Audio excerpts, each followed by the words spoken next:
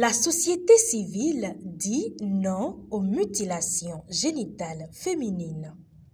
C'est autour de ce thème que le Centre de réflexion et d'action pour le développement intégré et la solidarité Seradis ONG, l'Association pour la protection de l'enfance malheureuse APEM et Equifille, avec le soutien de CUSO International, ont transmis une pétition sur les mutilations génitales féminines à l'Institut national de la femme le samedi 30 mars 2024 à l'hôtel Casacielo à Cotonou. Cette initiative a pour objectif d'amener le gouvernement à agir davantage en faveur de la lutte contre les mutilations génitales féminines. Le directeur exécutif de Seradis ONG, à travers ses mots de bienvenue, a appelé à une prise de conscience pour gagner le combat engagé face à cette pratique. Seradis, qui en partenariat avec CUSO International et les ONG APEM et Equifille a voulu marquer d'un cachet spécial cette édition de la Journée internationale de la femme,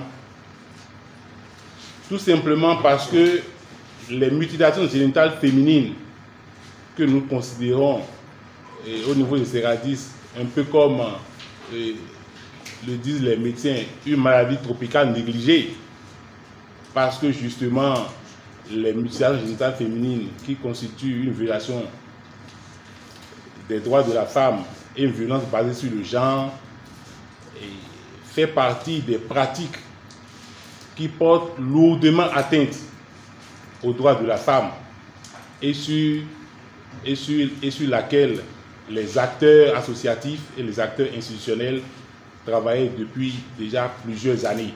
Cette manière de commémorer la Journée internationale des droits de la femme est bien inspirée, selon le représentant au Bénin de CUSO International, qui a invité à l'action pour protéger les filles. La femme de demain que nous allons célébrer la journée, si elle ne se sent pas bien dans son corps, comme le film nous l'a présenté, vous aurez beau lire tous les discours, elle ne vous écoute même pas parce qu'elle est mutilée, elle souffre. Donc cette journée, cette célébration et cette manière de la célébrer me fait tellement plaisir que nous n'avons pas hésité à accompagner Seradis dans cette initiative. Et je voudrais une fois encore remercier la présidente de l'Institut national de la femme qui a accepté recevoir cette pétition, qui a accepté porter cette lourde responsabilité de recevoir des signatures des personnes qui l'interpellent et à travers interpellent le gouvernement, interpellent les institutions pour dire accélérer avec nous le rythme, pour dire agissons aujourd'hui. N'attendons plus demain, ne lisons plus les discours.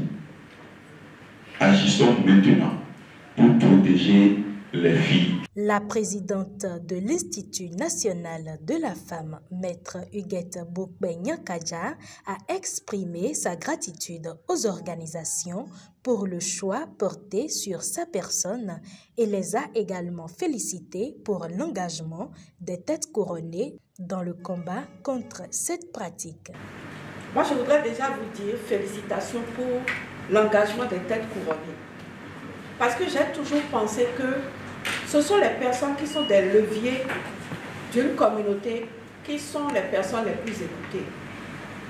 Moi, je peux aller dans le département du Borgo, je peux aller dans le département de la Ligurie, parler, faire ma sensibilisation, tout ça.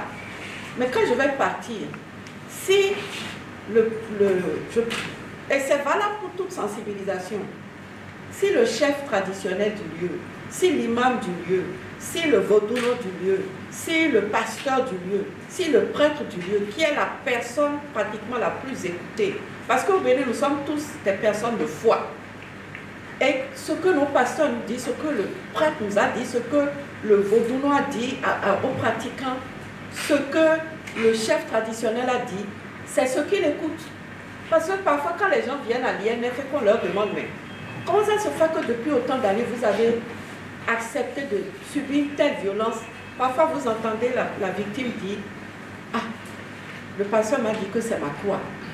Les mêmes personnes qui emportent la conviction de façon durable des victimes sont les mêmes personnes avec qui il faut faire alliance. La première autorité de l'Institut national de la femme a pris l'engagement de porter cette pétition dans toutes les sphères décisionnelles du pays.